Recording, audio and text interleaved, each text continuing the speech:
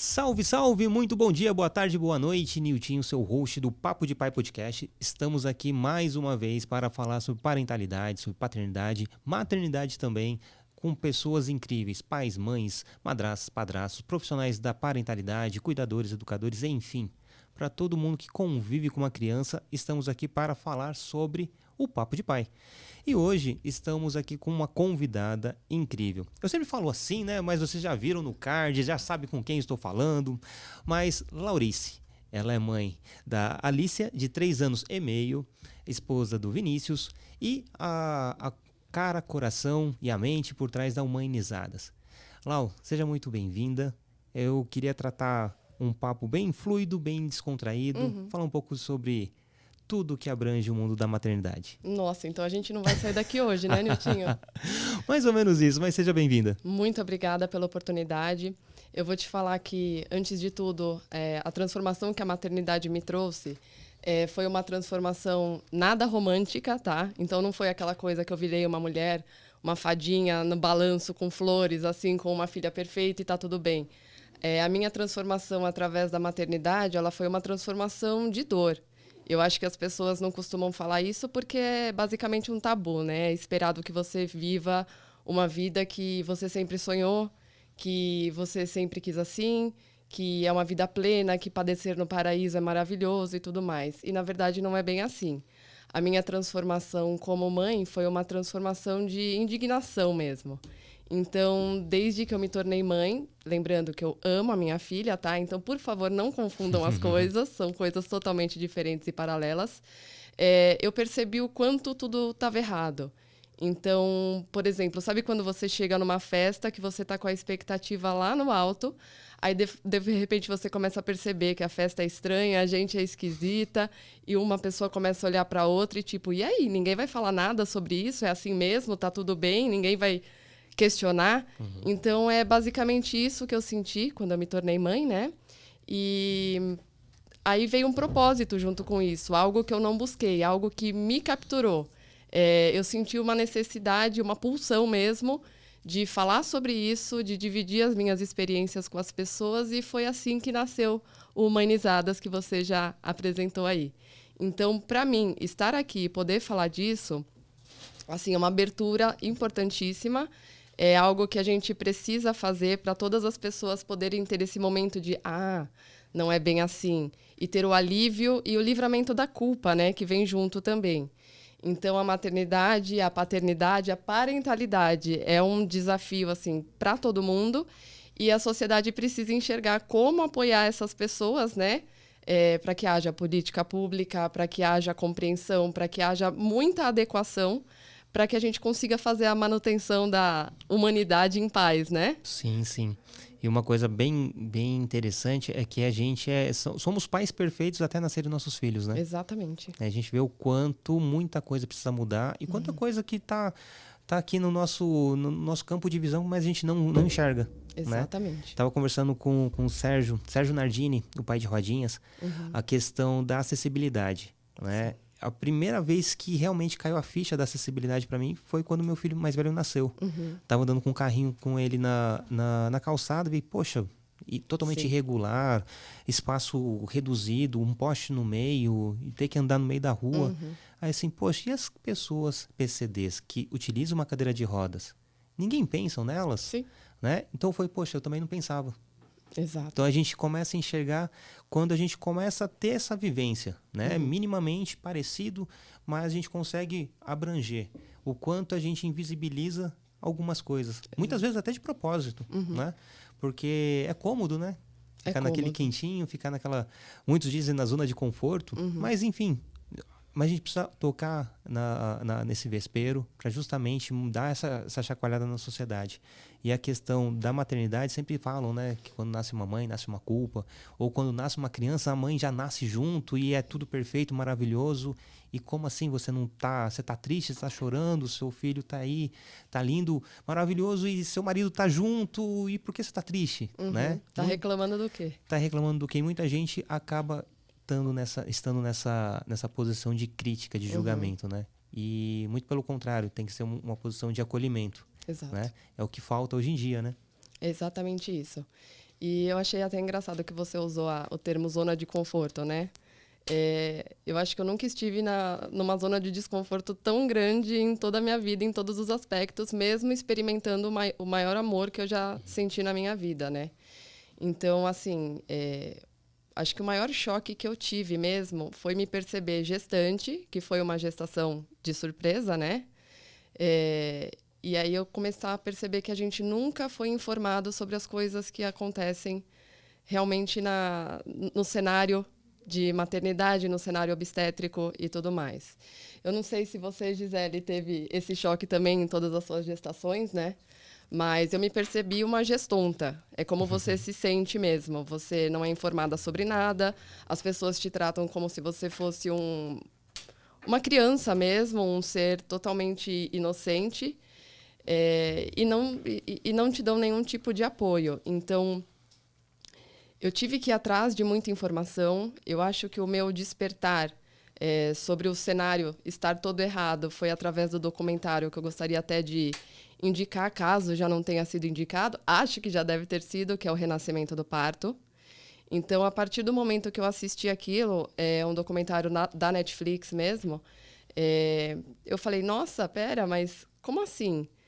Então, cesárea não é o caminho? Não é o único caminho? Não que não seja. Mas, assim, o que é mais indicado por pesquisas científicas e tudo mais? Que seja, né, tentado o parto normal, que seja dada prioridade para isso. E por que não é? Porque é vendido como algo totalmente cômodo, que a mulher simplesmente pode agendar e fazer, e tudo bem se for a escolha da mulher. Mas e aí? E a verdadeira escolha? Qual que é o poder de escolha de uma pessoa que não tem informação?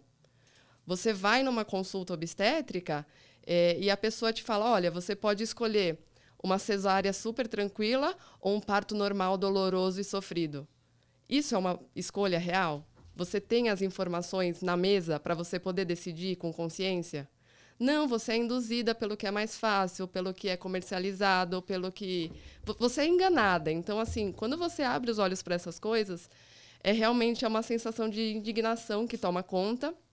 E você começa a perceber que é tudo por causa de um sistema de lucro, de economia de tempo e tudo mais. E como assim você, vivendo um momento de maior vulnerabilidade da sua vida, ser normal, ser induzida a essas coisas, sabe? A não ter informação, a ser ludibriada e ir por caminhos que você realmente não teve escolha e não teve informação.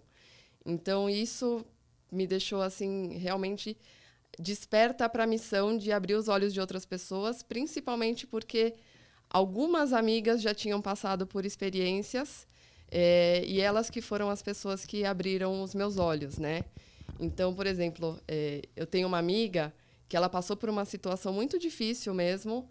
Ela sonhava com um parto normal, era algo que ela queria porque ela tinha estudado, ela tinha se informado e sabendo que mesmo assim poderia acontecer ou não, que a gente sempre sabe disso, ela foi atrás. Mas ela tinha um obstetra de confiança, que era o da família, e que ele sempre adiava, sabe, a conversa. O parto a gente conversa depois, está muito cedo, o parto a gente conversa depois. Isso é muito comum, isso aconteceu comigo também. E aí chegou no final da gestação, ele falou, eu tenho um congresso, melhor a gente agendar a cesárea. E assim, eu descobri que isso, na verdade, é bem comum. É o golpe do congresso mesmo. E, infelizmente, se você não tem se você não tem a informação e, às vezes, o tempo, né, a coragem de sair atrás de outra pessoa na reta final, que é bastante desafiador, você acaba concordando, né? Então, ela passou por um período até de luto mesmo, sabe? De não poder ter tido a tentativa dessa experiência para a qual ela se preparou. E ver isso, assim, me fez realmente querer falar sobre esse assunto. A amamentação é um outro tabu, né? É uma outra situação onde as pessoas são bastante ludibriadas também. No meu caso, por exemplo, eu me preparei muito para o parto, mas eu não me preparei para a amamentação. Então, quando você se vê naquela situação de apojadura e tudo mais, palavra que eu nunca nem havia ouvido falar na vida, nossa Senhora, eu não sabia o que fazer, eu achava que eu ia explodir, eu achava que a dor era normal e que era assim mesmo e tinha que aguentar. E, na verdade, não. E as pessoas usam, né? Por exemplo, os pediatras que não são alinhados com humanização e tudo mais, eles usam esses momentos de vulnerabilidade assim, e desespero da gente, da família, como momentos de dar palpites inadequados, como, por exemplo, você não precisa aguentar essa dor, dá a fórmula. O seu leite é fraco, por isso que seu filho está chorando. Então, assim, por que existe tudo isso, sabe? Por que tá todo mundo contra uma pessoa que só quer, né, ter uma gestação em paz, ter um parto em paz, amamentar o seu filho em paz? E tudo poderia ser muito mais simples e até mais saudável, se for pensar em estatísticas em relação à cirurgia, estatísticas em relação a crianças amamentadas. Por que não, né, promover tudo isso que é saúde, ao invés de atrapalhar? Então, até hoje, eu não entendo por que as pessoas querem mais atrapalhar do que ajudar nesse aspecto. Então, assim, o medo, ele fica voando em torno de todos os aspectos da maternidade. Eu não tenho como falar em relação à paternidade, queria até uma opinião sua, né, Niltinho? Para saber se você foi impactado por alguns desses sustos também, porque eu não entendo por que essas coisas acontecem e por que as pessoas empurram a gente para os caminhos não ideais. E é bem assim, né? A questão... Você foi falando, eu fui me recordando. Há uns 10, 15 dias, estava conversando justamente com o Gisele sobre isso. O quanto... E a gente ama o nosso obstetra. Uhum. Né? Ele fez o parto dos meus quatro filhos. Legal. E a escolha do obstetra já partiu... Eu queria estar presente, eu queria estar participativo. A gente marcou, acho que, três obstetras para poder passar. Gisele indicou... Tinha uma indicação de uma amiga, eu tive uma indicação de uma outra amiga, e o terceiro acho que a gente pesquisou, não lembro. Eu falei, vamos passar, porque, lógico, você tem que se sentir confortável, mas eu também tenho que ter o meu santo bater com o dele. Com certeza. Né? Ou minimamente eu entender que você está bem acolhida. Uhum. E logo de cara foi o Dr. Flávio que, poxa, gente bonérrima, muito gente fina, sempre empático, solícito, educado, tirava minhas dúvidas e eu achei maravilhoso. E na primeira gestação, passou despercebido justamente esses... O medo é inerente, né? Sim. As dúvidas são mil e umas, né? Que fica pipocando. Só que a questão do parto em si acabou passando despercebido porque Gisele não tinha passagem e ele disse, então beleza, logo nas primeiras consultas já fechou praticamente a data. A data prevista é essa, então vamos alinhar para aqui, não sei o quê. E foi.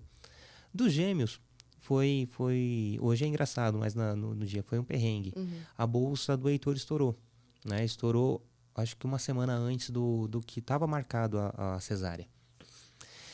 E nessa, liguei para ele, falei diretamente com ele, tanto que o parto estava marcado para um hospital, a gente relocou para outro, que ele estava de plantão naquele outro hospital. E sem nenhum problema. O importante é que ele estivesse lá. Com certeza. Correu tudo bem, nasceram 3 horas depois que a bolsa, quase 4 horas que a bolsa tinha estourado, sem nenhum percalço. E chegamos no hospital, ficamos mais 1 hora e pouco aguardando. E foi incrível também, né?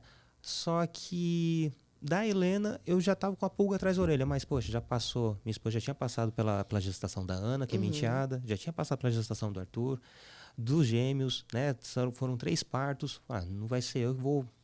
E aí, será que... Não tem passagem, não tem passagem. E eu nunca me atentei a me aprofundar o que era ter passagem, o que era a dilatação, quantos dedos. Depois que a gente conversando que a maturidade e a passagem do tempo, assim, poxa, tinha algumas coisas que passou despercebido. Se fosse para ter um filho hoje, muita coisa ia ser diferente. Né? Na questão... Talvez no primeiro... Algumas coisas estariam meio enrolada, mas no segundo, hoje, com a maturidade, a cabeça que eu tenho hoje, muita coisa ia ser diferente.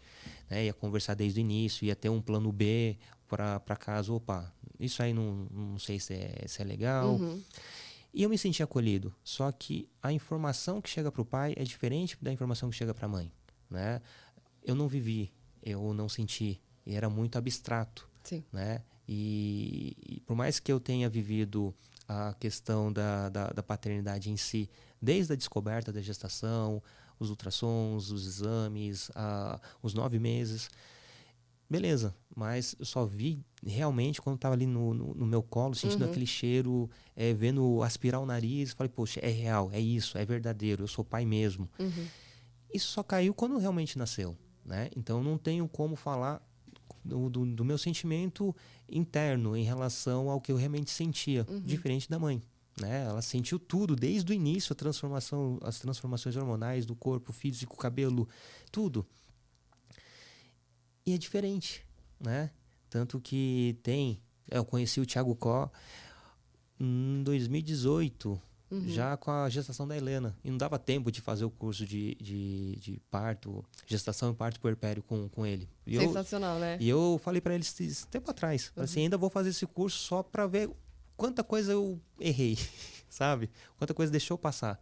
E o puerpério em si, só vou entender com os gêmeos. Sim.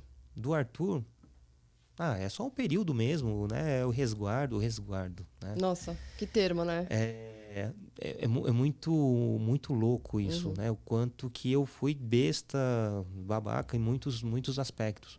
E dos gêmeos ainda pequei bastante. Da Helena, continuei pecando, mas algumas coisas pecando até sabendo o que estava sendo de errado. Porque a gente tenta fazer o melhor, né? Mas a partir do momento que você tem noção do que você realmente está fazendo, já é uma mudança. Exato. Né? E isso acontece com apenas quem é pai, sabe? E não são todos os pais, que infelizmente acontece. É uma minoria que infelizmente está aqui no Brasil todo, sabe? E ter movimentos para falar sobre paternidade, ter informação, buscar informação, você já larga na frente. Que infelizmente para a sociedade isso aí já é visto como é campeão do mundo, os louros da vitória. Sim. E muito pelo contrário, está fazendo o básico do básico, que é se informar para justamente acompanhar a sua esposa, sua companheira, a mãe dos seus filhos, no momento mais importante e especial da vida dos dois. Sim. Né? E a questão de se preparar é saber, na hora de ter a consulta, perguntar, anotar, fazer o plano de parto que a gente não tinha. Né? Só ver a informação que é um plano de parto, a gente sabia mais ou menos o que ia acontecer, o que não poderia acontecer, sabia. E pelo fato de ser cesárea, né, todas as 3 gestações, o meu maior medo era a relação do fazer o pique, em relação a passar do tempo, né? Vamos esperar o tempo do neném. Não, é o tempo do corpo da minha esposa em relação ao neném. Sim. Né? Não é o tempo do neném. E eu vejo que tem muitos médicos que falam, não, é o tempo do neném. Né? Então eu tinha medo. Então alguns aspectos ficaram em segundo plano justamente pelo fato de vai ser uma cesárea mesmo, então tem coisas que eu vou me preocupar após o nascimento. Sim. Que seria só realmente o pós-operatório da minha esposa e em relação também aos meus filhos. Mas é muito, muito engraçado tudo isso que você fala, engraçado no sentido bem, bem aleatório. O quanto você fala, já vem essas memórias frescas aqui na minha cabeça, né? E queria aproveitar e entrar no puerpério. Sim. Né? Que é uma fase que é extremamente tensa, punk. E eu aprendi que o pai também passa pelo puerpério. Sim. Né? E por muitas vezes eu me peguei chorando num canto, assim, cara, o que eu tô fazendo de errado? Né? Gisele tá ali querendo me matar, mas, pô, eu tô aqui, né? E eu vou fazer diferente, né? Por mais que eu tente fazer igual, né? Ou certo, mas eu vou fazer alguma coisa que não vai estar de acordo 100% do que ela faria. E tá tudo bem. E quando a gente percebeu isso, que tá tudo bem, já tava na Helena, sabe? Já se passaram 3 filhos ali, para no 4º filho a gente entender, poxa, eu estou ali fazendo minha função, estou ali presente, eu posso fazer muito mais, só que às vezes não, você está fazendo errado. Beleza, então esse aqui não é meu lugar mesmo. Então aí acaba, a sociedade já vê com o olho, o pai não sabe fazer, o pai não vai perguntar, pai homem não é sabe, assim mesmo. Homem é assim mesmo, né? Então, como é para você? Como foi para você a questão do puerpério? A questão do Vini também, como que é a relação entre vocês, em relação à Alicia? Olha, o puerpério, obviamente, foi muito desafiador. A gente tem que lembrar que a gente passa por uma transformação que não é só social, não é só hormonal, não é só corporal. A gente entra também num outro tipo de luto, que é o luto da mulher, que a gente era, né? Então, essa é uma questão bem forte que tem que ser trabalhada, porque existe um ser humano que depende única e exclusivamente de você, e para você conseguir atender essa demanda, alguém precisa atender todas as outras. Então, essa é a parte mais importante do puerpério que eu acho que a família tem que compreender. Não tem como você exigir que a pessoa ela seja a mesma de antes do parto e dê conta de todas as mesmas coisas. Então, eu acho que esse alinhamento ele tem que vir desde a gestação, entre toda a família, para que todos se preparem da forma adequada.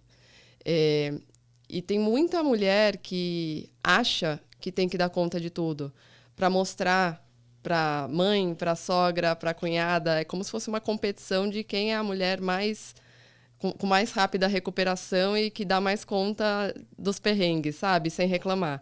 E isso, assim, não tem prêmio nenhum, né? Para essa competição. Na verdade, só tem ônus. Uhum. Então, é muito importante que haja esse foco de mulher com bebê e o resto, se possível, com a rede de apoio, né? E o pai, claro, o pai não é rede de apoio. O pai é a outra parte responsável igualmente pelas tarefas, né? E é quem tem que zelar pela mulher para que ela tenha tudo que ela precisa para zelar pelo bebê. Então, eu posso dizer que eu fui privilegiada nesse aspecto. A gente teve uma preparação com doula, então ela também falou sobre isso. Eu acho que foi uma preparação muito interessante. Eu não imaginava, eu imaginava que doula falava só sobre o parto, e ela chegou nas nossas reuniões a abordar a importância de ter um alinhamento com o Vini sobre que tipo de criação que a gente gostaria de dar, sabe? Ter esses estalos, assim, de peraí, que criação que a gente teve, o que a gente gostaria de fazer de diferente. Não esperar chegar o momento, né, para pensar. Exatamente, porque senão se a gente não se preparar e não refletir sobre aquilo, a gente só vai repetir padrão. E nem sempre o padrão é bom, né? Normalmente é bem ruim, inclusive. Então, para evitar até esses desgastes, esses embates, assim, de não, eu acho que tem que dar palmada, não, eu acho que não tem que. E aí, tipo, vira uma discussão na hora e, coitada, a criança lá no meio sem entender nada, pai insatisfeito, mãe insatisfeita. Então, assim, tudo é alinhamento e preparação. Mas também não garante que tudo saia perfeito depois, só é um pouquinho mais fácil, né? Uhum. Então, assim, o meu puerpério, ele foi bastante intenso, mas eu tive o privilégio de ter bastante ajuda. E aí vem uma outra questão que eu acho extremamente desumana, que é a questão de que o aleitamento materno ele é recomendado, no mínimo, nos 6 primeiros meses de vida. E eu, como muitas mulheres, tive que voltar com 4 meses da licença maternidade. Então, é muito engraçado, porque como eu ainda não estava muito consciente das coisas, eu estava perdida com a minha identidade, com todas as demandas que eu tinha, quando eu voltei para o trabalho, que foi assim uma crise enorme, porque você não quer se separar da sua criança com aquele tamanhinho, com aquele nível de dependência. Eu senti que eu precisava me provar como profissional também, porque, além de tudo, quando você descobre que está grávida, e se você está numa carreira normalmente corporativa, onde você tem que dar satisfação de tudo, assim, você se sente mal por descobrir que está grávida. Então, você já começa a perceber olhares difíceis, você começa a perceber que as pessoas já te tiram, assim, um pouco dos projetos, sabe? E aí você tem essa insegurança, e quando você volta, você sente que você precisa se provar, e é assim que eu me senti. Então, eu voltei com a culpa de deixar minha filha pequenininha, mas também querendo, assim, entregar todos os projetos do mundo para mostrar, eu ainda sou a Lau, eu vou ter melhor que antes, conta comigo. Então, às vezes, eu chegava a 200 horas de banco de hora, sabe? Eu acordava às 5 da manhã para tirar leite, ia para o trabalho, voltava na hora do almoço para poder também tirar leite e amamentar, voltava para o trabalho, saía do trabalho, tirava leite, amamentava, vivia um pouco, ia dormir, fora as acordadas de madrugada para amamentar também, né? Então, eu era um zumbi. Eu era um zumbi, mas todo mundo falava que era assim mesmo. Então, quem que ia contestar? Como que eu ia mudar essa realidade, entendeu? Então, eu ia indo, ia indo, ia indo. E assim foi indo, até que eu passei pela maior crise que eu já tive na minha vida, né? que foi a morte da minha mãe. Então, poxa, minha filha estava com 1 aninho. Eu tinha aquela avó super coruja me ajudando em um monte de coisa, né? Porque mãe entende a necessidade da filha e dá tudo o que precisa para transformar o puerpério da forma mais leve possível. E o puerpério, ele não dura pouco tempo, ele dura muito tempo, normalmente, assim, até uns 2, 3 anos da vida da criança, e pode durar muito mais, né? Dependendo da situação e do apoio que você recebe. E aí, eu me vendo sem a minha mãe, sendo que a gente era muito, muito, muito unidas, eu fiquei, assim, numa crise muito maior do que eu já estava, porque eu já vinha de uma carreira que eu já não me identificava, de uma sensação, assim, de burnout, mas eu não ia dar o braço a torcer, sabe? Era assim mesmo. E eu acreditava que era assim mesmo, eu só tinha que aguentar sem reclamar. E aí veio o puerpério, ficou mais punk ainda. Aí o retorno para o trabalho, aí veio o luto, a morte da minha mãe. E, assim, não dava mais para disfarçar, sabe? Tipo, eu sou um ser humano, não sou um robô. Preciso encarar esse sentimento, preciso mudar a forma que eu levo a minha vida. Preciso, pelo menos, dar um tempo para botar minha cabeça no lugar. Eu já não conseguia mais ficar disfarçando, assim, ficar no trabalho, entregando o projeto. Aquilo já não fazia mais sentido para mim, porque eu estava perdida, né? Então, estava rolando um total desalinhamento entre o que eu fazia, o que eu acreditava e o que eu queria. E a gente não pode ignorar quando acontece uma coisa dessa magnitude, né?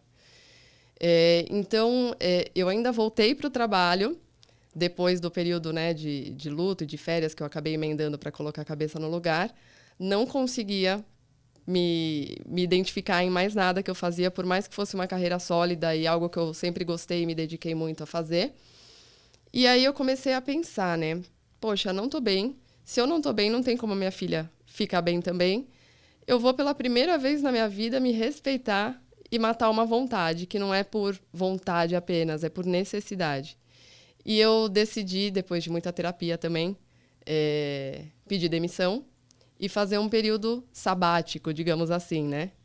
E é engraçado porque, por período sabático, quando eu escutava esse termo, eu imaginava uma pessoa muito chique, fazendo uma Eurotrip, sabe?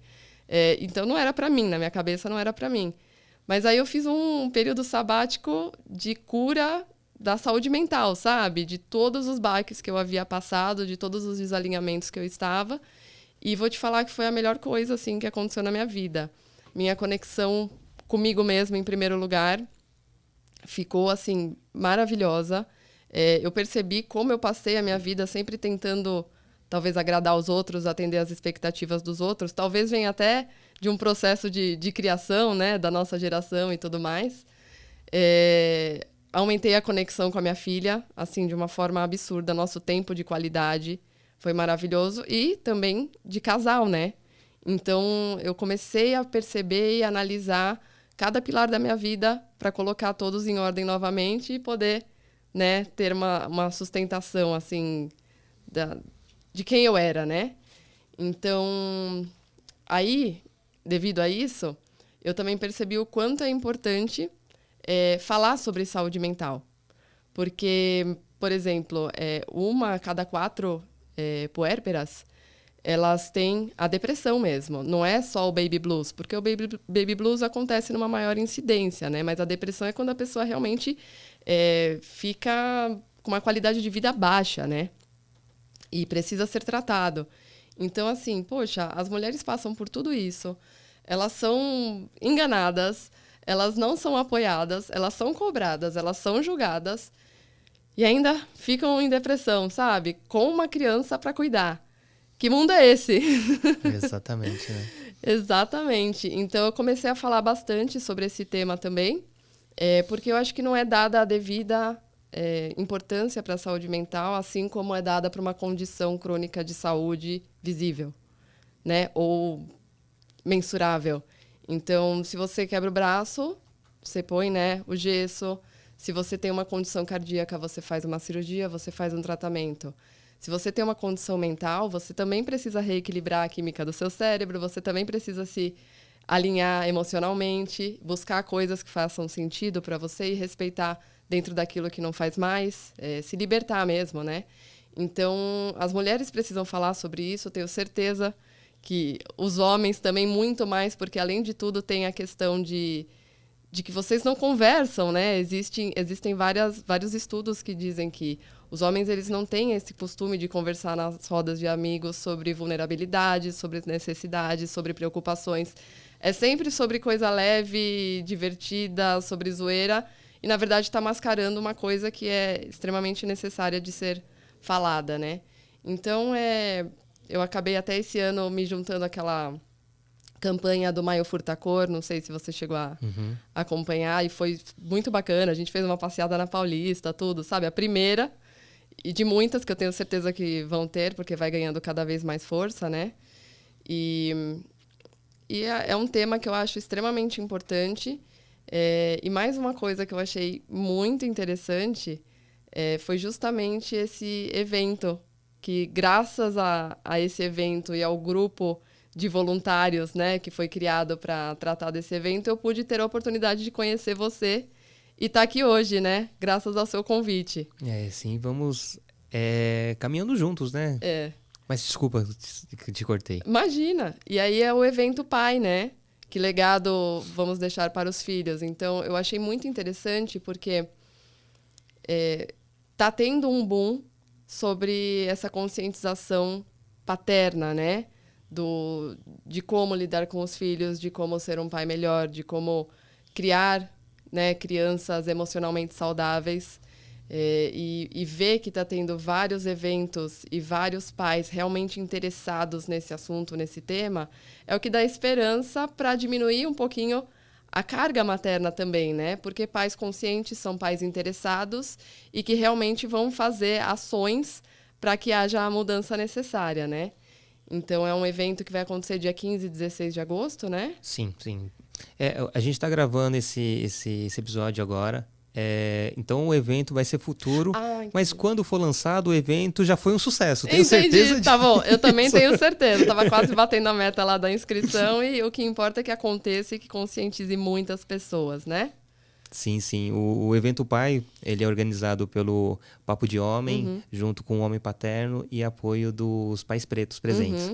Então, é um evento que fala justamente sobre paternidade, mas parentalidade voltado para pais e para mães também. Sim. Né? E esse ano tem uma parte muito especial, que são os pais aliados, que juntou muitos pais e mães nesse mesmo propósito, né? Para a gente conseguir alcançar esse nível de conscientização. Então, é muito importante. Quem está nos assistindo agora, joga lá no YouTube, que com certeza vai estar lá, vai estar disponível, e tenho certeza que vai ser um sucesso. Então, gravando agora é futuro, e quando a gente lançar o episódio vai ser passado. Mas, tenho certeza que vai ser muito bom você prestar atenção, ouvir, ter essa consciência do que é uma paternidade consciente, presente e, mais do que nunca, respeitosa. Né? O que a gente precisa, o que mais precisa nesse mundo, respeito, né? E uns aspectos que eu anotei na sua fala, a relação do burnout, né? O quanto muitas pessoas estão chegando nesse ponto totalmente insalubre no ambiente laboral, que não está dando conta da sua própria saúde mental, né? E você falou uma coisa que é fato, né? Você está com um problema cardíaco, você vai no cardiologista, você tem um problema de ler, você vai fazer fisioterapia, né? E quando você fala que vai num psicólogo, num psiquiatra, já vão te olhar com um olhar meio estranho. Poxa, como assim? Né? E tenho certeza que ainda não tem, na verdade, ainda não tem um CID para burnout, né? É muito recente o termo em si, mas a síndrome já existe há muito tempo. Sim. E tenho certeza, quando surgiu a LER, muitas pessoas, isso aí é frescura. Sim. Né? Mas e hoje já tem CID, já tem tratamento, já tem fisioterapia, a pessoa se ausenta para tratar esse problema oriundo do ambiente de trabalho. E o burnout, eu creio que daqui a uns anos, o quanto antes melhor, vai ser algo naturalizado, normalizado, que todo mundo está propício a ter uma síndrome dessa no ambiente de trabalho. Sim. Lógico, juntando não apenas a carga laboral, mas sim a carga fora do trabalho. Aí vem a carga pessoal, familiar, estresse, trânsito, enfim, acaba juntando tudo e acaba culminando também com a questão do trabalho, né? Então, creio que chegaremos num momento que vai ser tranquilo. Tô fazendo fisioterapia porque tô com meu dedinho travado. Vai ser tranquilo você falar assim, tô passando fazendo terapia com um psicólogo. Sim. Tô passando no psiquiatra e não vai ter esse olhar de julgamento, como assim, né? Você é louco. Não, muito pelo contrário, o louco é quem não pensa em fazer. Exato. Né? Uma outra coisa, em relação à paternidade presente. Creio que esse movimento, eu tô imerso já há 6 anos, 7 anos na paternidade.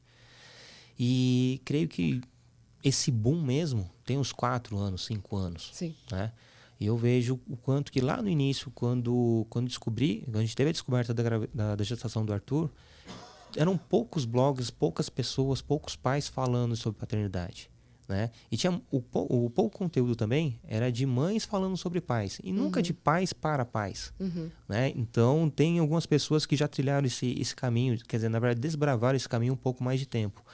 E hoje, sim, estamos realmente nessa vivência, né? Conversando com a Gisele um tempo atrás, ela fala, na época da Ana, minha enteada tem 21 anos. Vai fazer 21.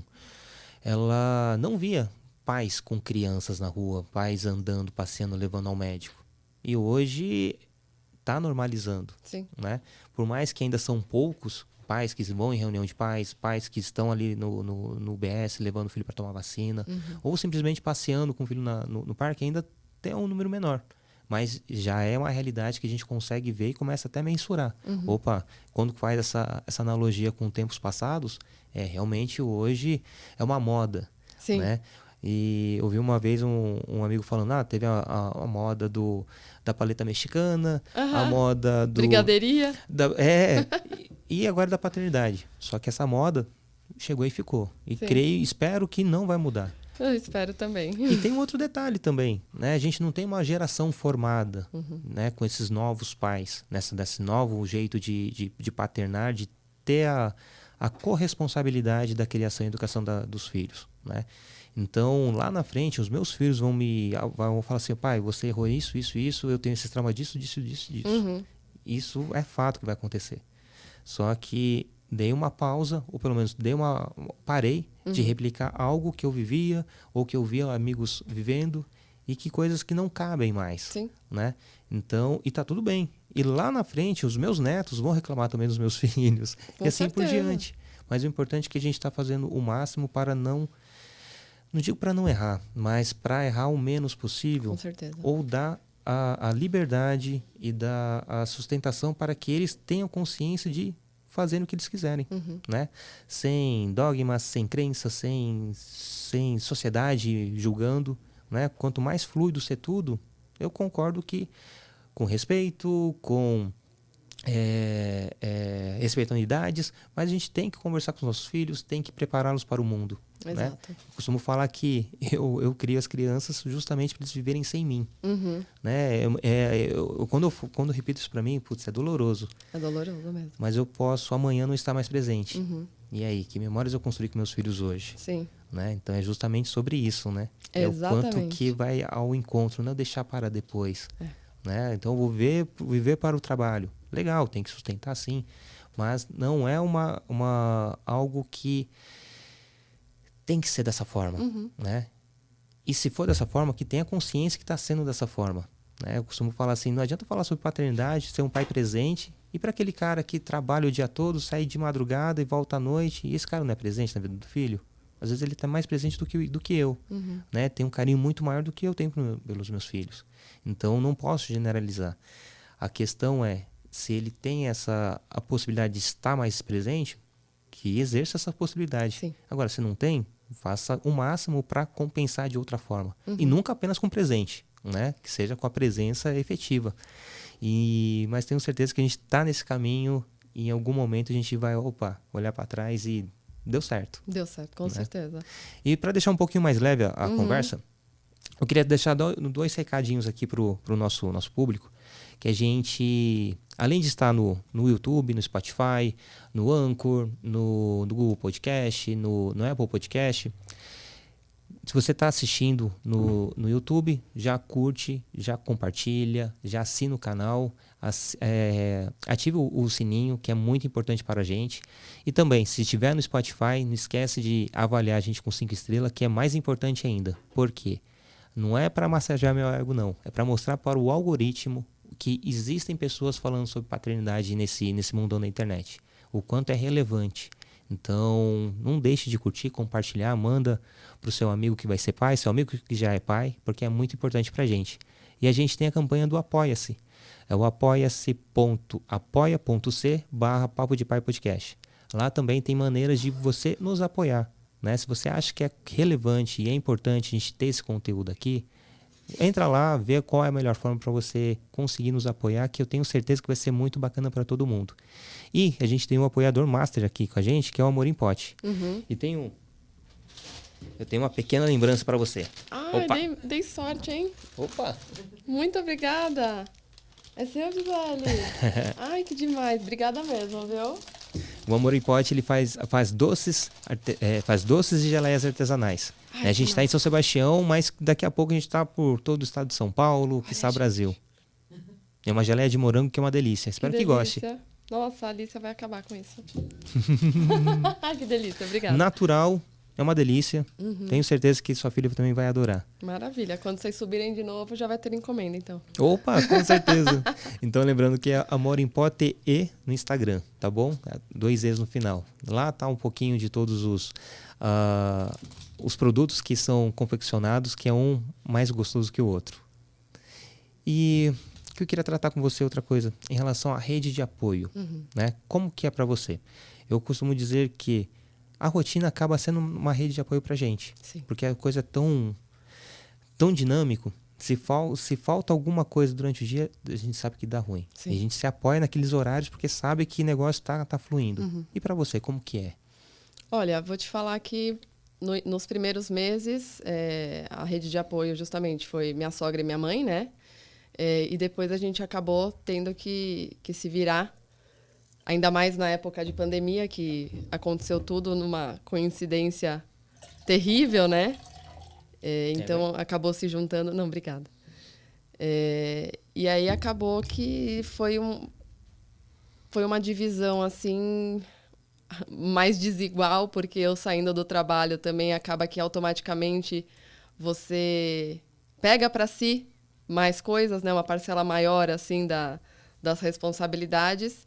E foi uma época bastante intensa mesmo, ainda mais que a minha decisão, quando eu saí desse trabalho e resolvi fazer esse sabático, foi ter um momento mais intenso com a minha filha. Eu acabei decidindo por não colocar ela na escolinha até os 3 anos. Então, ela foi pela primeira vez em fevereiro desse ano. Então, antes disso, praticamente eu não estava vivendo e tinha 2 dias da semana que eu mandava ela para ficar com a minha sogra para ter 2 dias meus, né? Porque senão também não tem condições. E desde que ela se adaptou na escolinha, a vida parece que começou a voltar em passos lentos a um normal, assim, mais ou menos parecido com antes, assim, onde eu tenho um pouquinho mais de autonomia e tudo mais. E aí as coisas estão ainda divididas, né? Uma parte maior para mim, porque tem essa questão do estar em casa, que acaba ficando subentendido que está mais disponível, mas pesa e eu já estou vislumbrando que a partir do momento que eu retomar a carreira e tudo mais, é uma coisa a ser conversada e alinhada muito bem para evitar frustração, desgaste e tudo mais.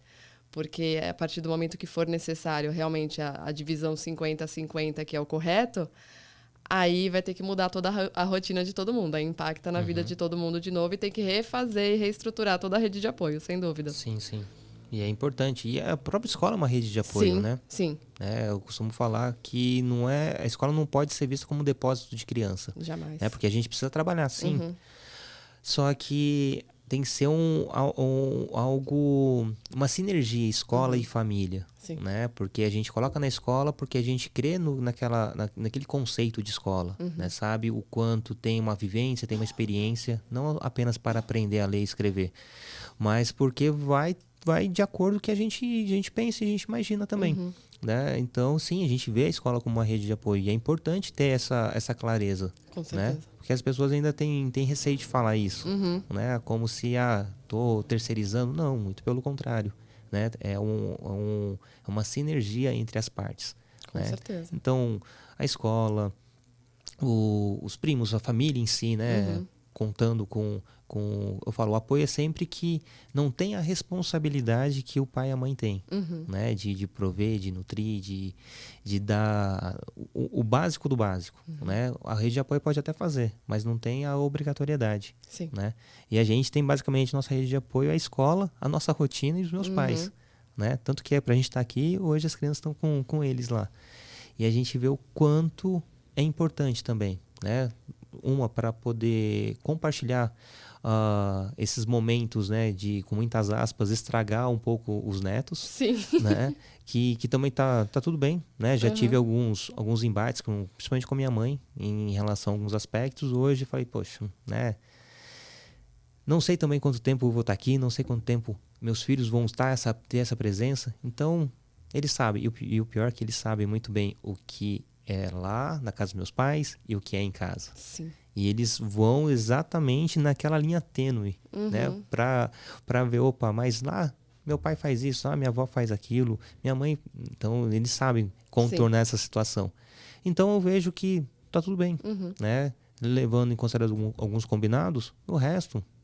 meus filhos estão bem acolhidos. Sim. Isso que é mais importante. E a rede de apoio, e a escola, claro, né, estão aprendendo, estão sendo nutridos também com conhecimento, com alimentação. Sim. E aí, automaticamente, a gente tem o nosso momento para trabalhar, para descansar, para ficar tranquilo ou para se aprofundar em alguma coisa. E tá tudo bem também, né? Exatamente. Inclusive, a escola, ela foi uma grata surpresa para mim.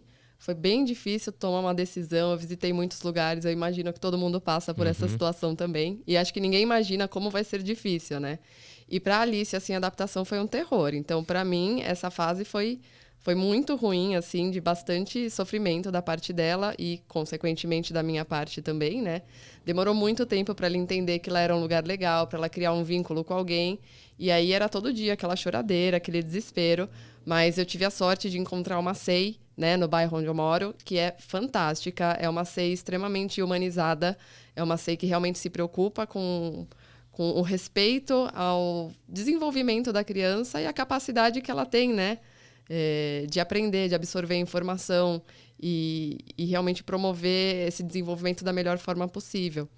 Então, eu imagino, assim, pelas experiências de vários amigos, assim, que colocaram em escolinhas que era onde dava, onde tinha vaga e, infelizmente, não tiveram também tanta sorte, né, de estar num lugar bacana, onde você confia, onde você tem abertura, onde você tem pautas extremamente necessárias. Essa escola que eu tô, ela apoia a amamentação, então estão as crianças lá do berçário de 4 meses, 6 meses, sabe, com oferta do leite da própria mãe e tudo mais. E é muito difícil você encontrar, você ver esse tipo de apoio acontecendo e eu reconheço muito isso.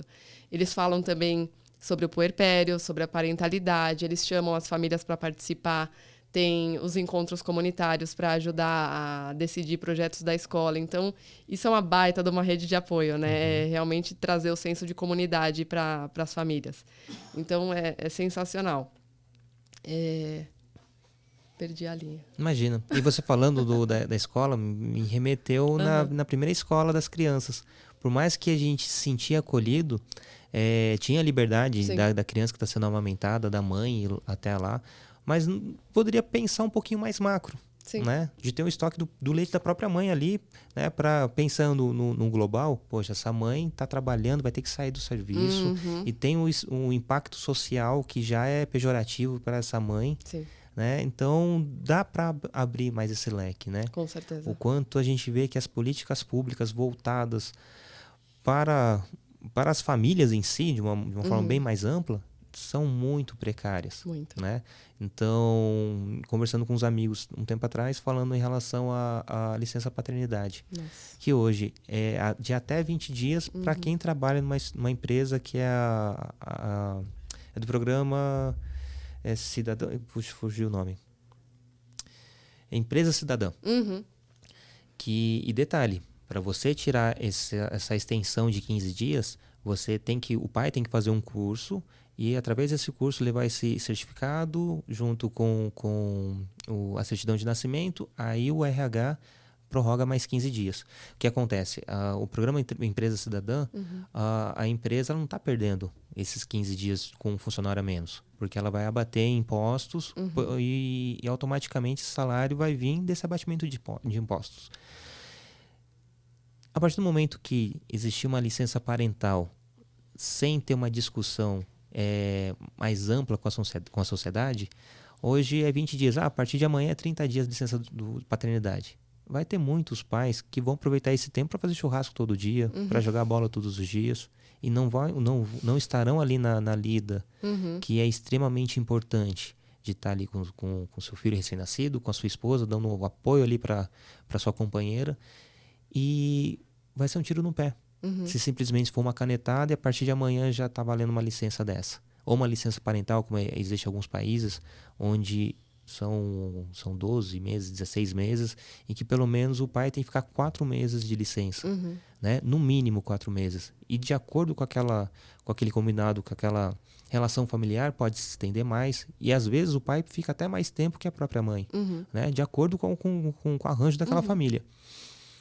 Aqui no Brasil, não dá para partir desse princípio. Tem que partir do princípio de uma saúde básica, uma educação básica, para ir fomentando isso. E para as próximas gerações já está um caminho mais pavimentado. Sim. Né? Porque são os meus filhos, a sua filha, os filhos de quem está nos ouvindo, nos assistindo, que aproveitarão dessa licença estendida ou um prazo maior. Sim. Não que isso vai ser daqui a 20 anos, espero que seja menos.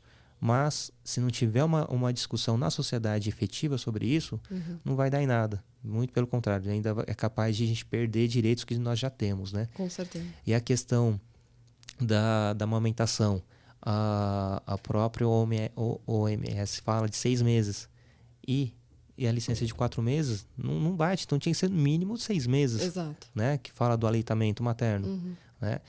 Então a gente vê o quanto que as políticas públicas são feitas por homens que não estão nem aí com a questão da mulher. Né? Aí já tem um machismo estrutural, já tem toda uma questão que já está enraizada. Sim. E mexer nesses privilégios, são poucas pessoas que têm que dar a cara a tapa para poder tentar minimamente mudar alguma coisa. E mesmo assim vão apanhar bastante. Né? Em todos os sentidos, infelizmente. Só que eu falo que você não está sozinha, né? No caso da Humanizadas, tem muita gente bacana que está nessa lida. Sim, né? Tem apoio de homens, de pais que têm esse mesmo pensamento, que buscam uma equidade na sociedade. Então, é extremamente importante a gente estar aqui falando, fomentando sobre esses aspectos, justamente para, lá na frente, ter alguém que, tem gente lá embaixo falando, vamos ouvir minimamente? Isso aqui é interessante, isso aqui precisa mudar, né? Então, basicamente, esse é o caminho que a gente vai levando. E queria saber um pouquinho do Humanizadas. Como surgiu, qual que é... Porque eu vejo que é uma rede de apoio e principalmente uma rede de afeto. Sim. Né? Tenho certeza que muitas mães, ou até menos alguns, ou pouquíssimos pais, eu acho que entram em contato com você para falar alguma coisa em relação ao seu trabalho. Sim. Mas como surgiu, o que é, como que nasceu, qual é a sua expectativa, enfim. Bom, o Humanizadas ele surgiu dessa inquietação com toda a situação, né, do sistema de nascimento, em relação à amamentação, em relação à criação respeitosa, afetiva. E foi uma coisa que eu precisava fazer, não foi algo que eu planejei. Na verdade, o ímpeto me pegou, sabe? Então, eu criei e falei assim, e agora? O que eu vou fazer? Porque a gente tem uma mania de querer fazer todas as coisas desde que elas estejam perfeitas, completamente planejadas, e desde que você tenha uma autoridade perfeita também para falar daquilo, para ganhar respeito, para ser levado a sério e tudo mais. E aí, no fim, você peca pelo perfeccionismo e não faz nada, né? Não toma atitude nenhuma e perde a oportunidade de vivenciar e compartilhar várias coisas super importantes. E aí eu sempre fui uma pessoa muito tímida, muito na minha. Falava, não, deixa quieto, não vou aproveitar essa oportunidade não, porque não é para mim. E a maternidade me transformou até nisso. Eu vi que para mudar as coisas, a gente tem que fazer a nossa pequena revolução. Mesmo que seja pequena, tem grandes impactos. E Humanizadas foi essa pequena revolução. Eu falei, vou criar uma conta, não sei ainda o que eu vou fazer, vou começar com o parto. Aí eu comecei a lançar o meu relato de parto. Vieram outras mulheres, começaram a comentar, que legal, que bacana que você falou sobre isso, puxa, eu não sabia que era assim. Posso mandar o meu relato? Pode. Aí eu postava relato de outras pessoas. Aí eu começava a pegar conteúdos gringos, assim, super interessantes e traduzia. Aí eu começava a pegar os conteúdos daqui das pessoas que eu comecei a ficar super fã, super interessantes na internet, compartilhava também, fazia os reposts. Aí eu comecei a falar sobre as minhas próprias experiências e eu percebia que despertava bastante interesse, que eu não precisava ser, tipo, PhD nas coisas para poder falar sobre aquilo que era realidade, né? E que despertava tanto outras pessoas. E surgiu como uma missão de ajudar pelo menos uma pessoa a despertar para as informações de verdade, assim, para a maternidade real que precisava ser encarada e transformada. E aí, na verdade, me surpreendeu porque todas as semanas eu recebo várias mensagens de pessoas me agradecendo. Eu nunca imaginei isso. Por causa das coisas que eu posto, por causa de ser um lugar de escuta para essas mulheres, assim, que muitas vezes nem falam sobre isso porque não tem nem rede de apoio, sabe? Estão sozinhas realmente na maternidade. Tem, infelizmente, muitas mães solos em relacionamentos, né? É uma coisa, assim, absurda, mas comum. Mas que não é normal. Exatamente. Então, Humanizada surgiu disso, me nutre, assim, extremamente em relação a esse propósito que surgiu. E acho que é o maior retorno que eu já tive profissional, só que sem dinheiro, entendeu? É muito engraçado. Eu nunca me senti tão bem em ter um compromisso de falar sobre uma coisa que realmente me brilha os olhos, que me dá vontade de pesquisar, de ir atrás e que me traz um retorno não monetário muito valioso também. Então, foi assim que surgiu e eu tenho muitos planos, assim. Eu tenho um bloco de notas, assim, de celular com 1 milhão de ideias, mas, assim, sem muita noção de como vai ser, né, dos planejamentos e tudo mais. Mas eu também acredito muito que o caminho vai se formando conforme cada passo que você dá, com esperança, com confiança, em direção a um propósito que você já entendeu que existe, né? Então, o Humanizadas já me trouxe muitas oportunidades legais que, assim, jamais eu iria imaginar, desde o momento em que eu criei lá o @Humanizadas no Instagram. Então, eu jamais poderia imaginar que eu estaria aqui, né, gravando esse podcast num estúdio tão bacana, assim, falando desses assuntos tão fantásticos e tão importantes. Participei também do podcast Cotidiano de Mãe, foi super bacana essa conversa. Já promovi algumas rodas de conversa na escolinha da Alicia, na CEI, onde eles dão uma super abertura para falar sobre saúde mental materna, onde eu vou levar também no próximo mês doula, vou levar a consultora de amamentação, vou levar um pai também que eu conheci lá no grupo de pais aliados, que também vai falar sobre essa parentalidade consciente e responsável. Então, são coisas que vão surgindo, que você acaba não planejando, mas só de estar no caminho certo, fiel, sabe, a seu propósito, a seu ideal, elas vão surgindo e você vai aproveitando as oportunidades. E que massa, vai de encontro ao que eu penso, o que eu imagino, e é justamente isso, né? Se você conseguir impactar uma pessoa, já faz sentido. Faz sentido, né? Exatamente. E eu lembro que quando teve um momento que eu fiz um Facebook voltado para isso, e quando eu preparava texto, pegava uma foto, editava tudo bonitinho, fazia aquele, esse texto vai impactar. Aí tinha 2, 3 curtidas. Eu falei assim, poxa.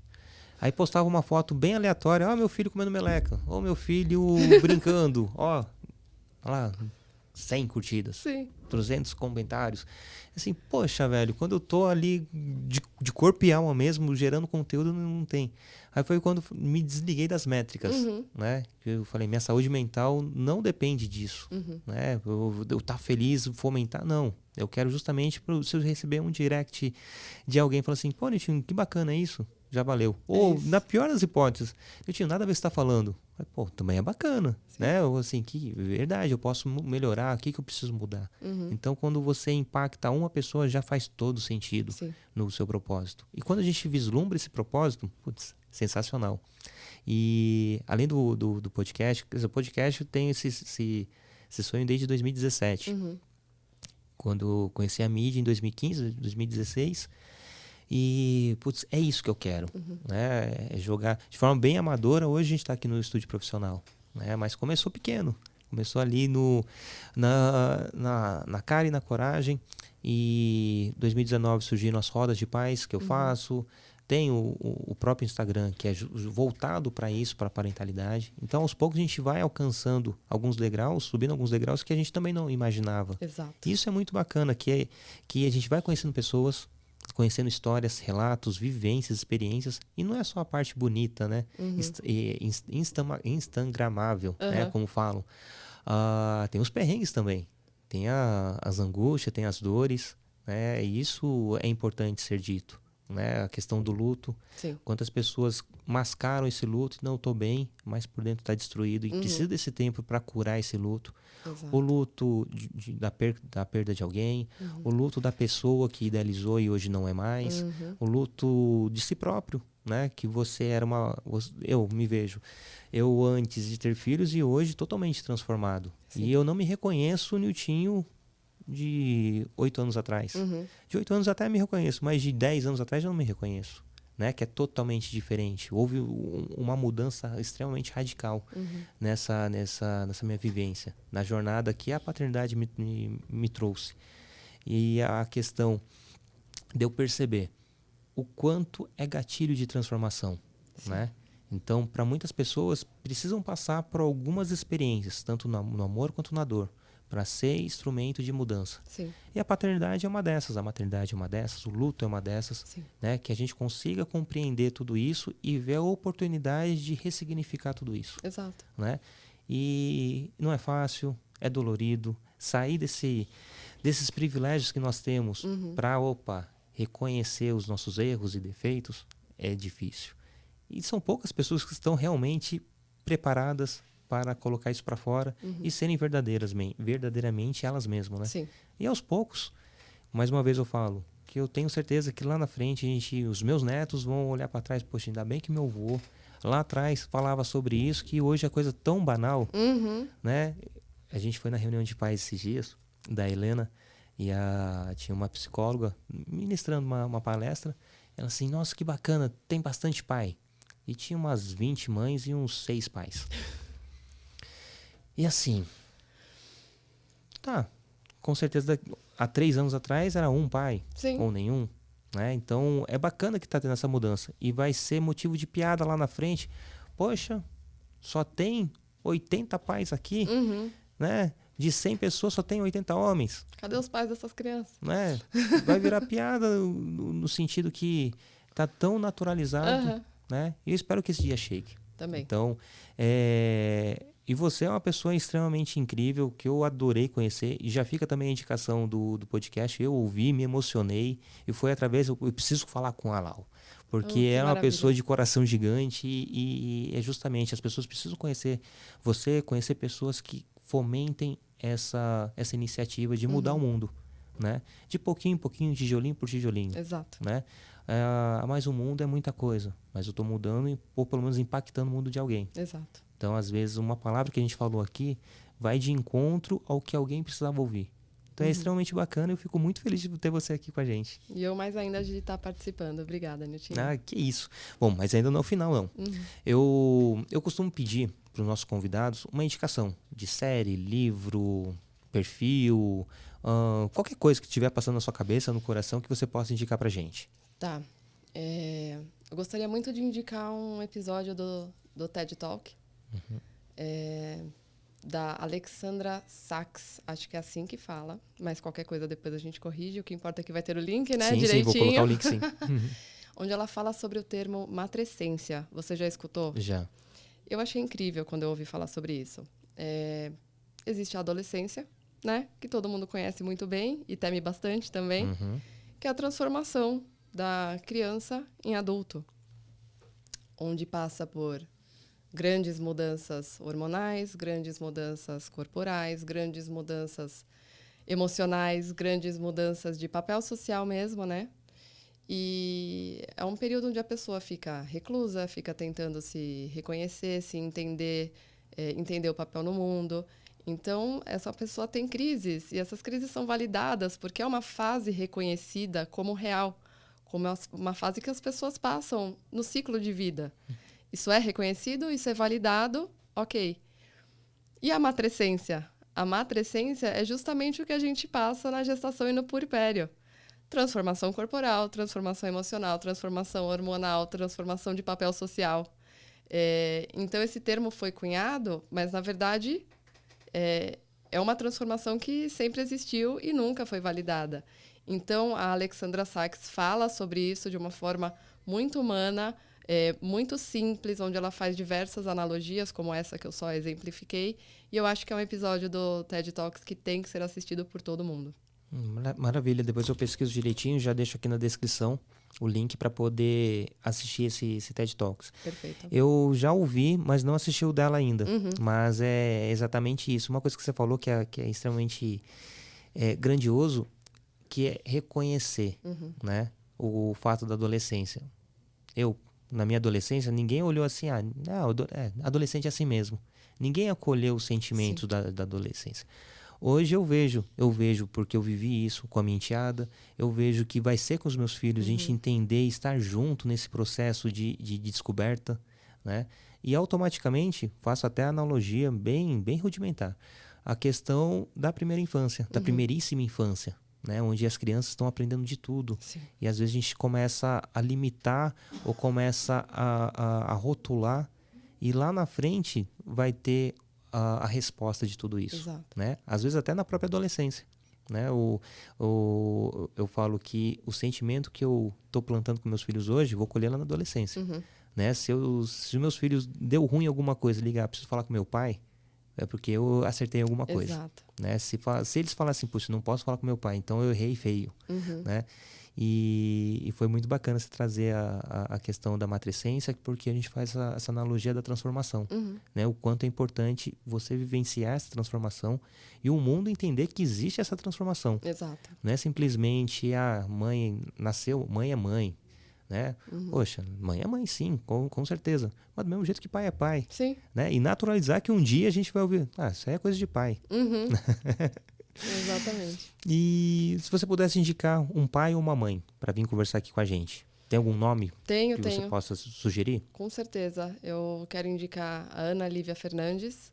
É uma grande amiga que eu conheci no início da carreira e que foi a pessoa que passou por aquela situação desagradável assim do Congresso, e que ela poderia ter todos os motivos para ter um amargor em relação a isso e talvez não ajudar ninguém e falar, cada um com seus problemas, sabe? Mas não, ela pegou nessa dor a oportunidade também de transformar a experiência de outras pessoas. Então, foi quem abriu meus olhos, foi quem me fez ir atrás e estudar.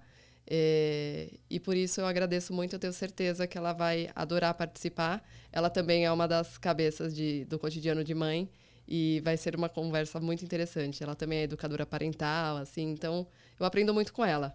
Nossa. Fica a indicação. E depois passo o contato, eu faço contato com ela e você também faz esse approach, né? Beleza. Entre a gente. Pode deixar. E eu só queria voltar um aspecto, e você falou do Maio Furtacor. Eu já tinha ouvido falar do termo, mas esse ano eu conheci a vivência dele, né? Em maio, a gente fez uma roda de paz com pais do Brasil e Portugal, juntamente com a Isa Isolani e com a Gabriela Brum, para falar justamente sobre a carga mental materna, sobre a saúde mental em relação à mãe. E quando, por mais que eu esteja imerso, né, eu sei o quanto é pesado, né, você falou de 50% para cada um, eu até costumo falar, né, tem que ser 100% para cada um. Né?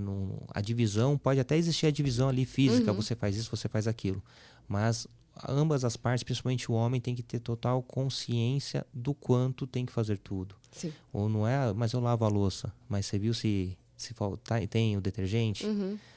Mas eu comprei a meia, mas você sabe quantas meias tem do seu filho? Exatamente. Né? Então é basicamente correr atrás desse prejuízo, o quanto nós homens estamos muito atrasados. Sim. Né? E as mães estão a anos-luz da gente. né, em se comunicarem, em falar sobre assuntos do mundo da maternidade, né? Qualquer criança, qualquer menina, desde cedo, convive com uma gestante. Um menino não convive com uma gestante, ou convive muito malemar. Um menino não... A gente fala, né? Que a menina, as mulheres têm o preventivo, né? Desde sempre. E os homens, né? E quando fala em um urologista, não, mas ninguém vai encostar, sabe? Sim. E nós homens temos que ter o nosso urologista, né? Ter o nosso médico de confiança. E não é apenas para um assunto específico, justamente para todos os assuntos referentes à própria saúde, né? Muitos homens morrem à toa por falta de higiene básica, Sim. né? E por preconceitos. Então, a gente tem que mudar um pouco essa questão. Isso vai de encontro ao Maio Furtacor. O Sim. quanto é pesado para as mulheres, o quanto é pesado para as mães. Eu faço a minha meia-culpa e eu estou longe de ser um cara que esteja ali 100%, né?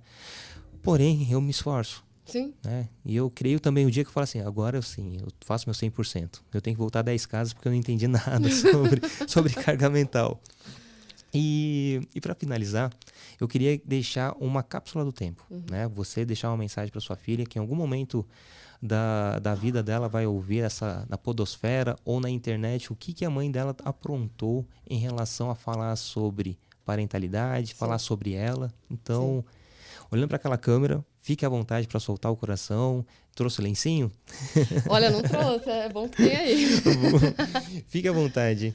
Ah, filha, é muito difícil dizer qualquer coisa, porque quando eu penso em falar com você, eu lembro da minha mãe falando comigo, a avó Vera, e eu sei o quanto tudo isso, toda essa experiência influencia no jeito que eu tô te criando hoje em dia. Então, eu tento ser a mãe mais presente, mais carinhosa, e que cria memórias afetivas para que você possa acessá-las nos seus momentos de necessidade, insegurança e tudo mais. Para mim é o mais importante. Eu quero que você saiba que eu confio em você, eu amo você. Para mim é um privilégio ser mãe de uma menina tão incrível, tão engraçada, tão esperta e tão esforçada. E eu quero que você tenha sempre a confiança de que o que você quiser conquistar, você pode. É só resgatar essa sabedoria, essa vontade e essa coragem que você tem aí dentro. Eu te admiro muito e desejo que você seja muito feliz. Obrigada por ter me escolhido como sua mãe. Que lindo. É extremamente tocante e emocionante, né? Ouvir essa cápsula do tempo. E tenho certeza que quando ela escutar também vai... Opa, é isso. Já tô curiosa para a reação daqui a alguns anos já. Mas tenho certeza que vai ser a melhor reação do mundo. Sim. Né? Só o fato de ouvir a fala da própria mãe já é algo muito marcante.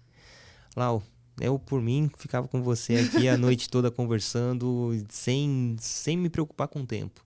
Porém, a gente tem nosso tempo aqui. Sim. E mais do que nunca foi extremamente importante e relevante a gente estar conversando. Então, eu fico muito feliz mesmo, de coração, de ter você aqui com a gente. Obrigada, Niltinho, mais uma vez pela oportunidade. Vamos fazendo a nossa pequena revolução, até que tudo se transforme. Vamos sim.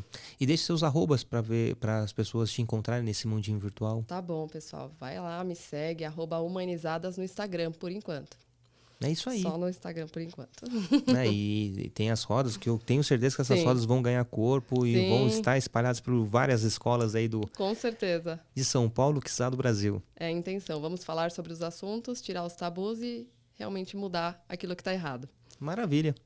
E é isso. Se você nos acompanhou até agora, deixe o seu curtir, compartilha. Chega lá no direct da Lau, chama lá no Humanizadas, fala assim, eu cheguei aqui através do podcast, então foi muito bacana. Eu já te conhecia ou não, mas vai que é sucesso. O conteúdo lá gerado é muito importante. Só um parêntese rápido. Tem uma postagem que ela fez recentemente, em que ela tá com o chinelo na mão e pergunta para a filha dela o que é aquilo. É incrível. Não vou dar spoiler, não. Já deixo vocês com a pulga atrás da orelha para saber que postagem é essa, tá bom? E é isso. Gente, beijão no coração, tamo junto e até a próxima.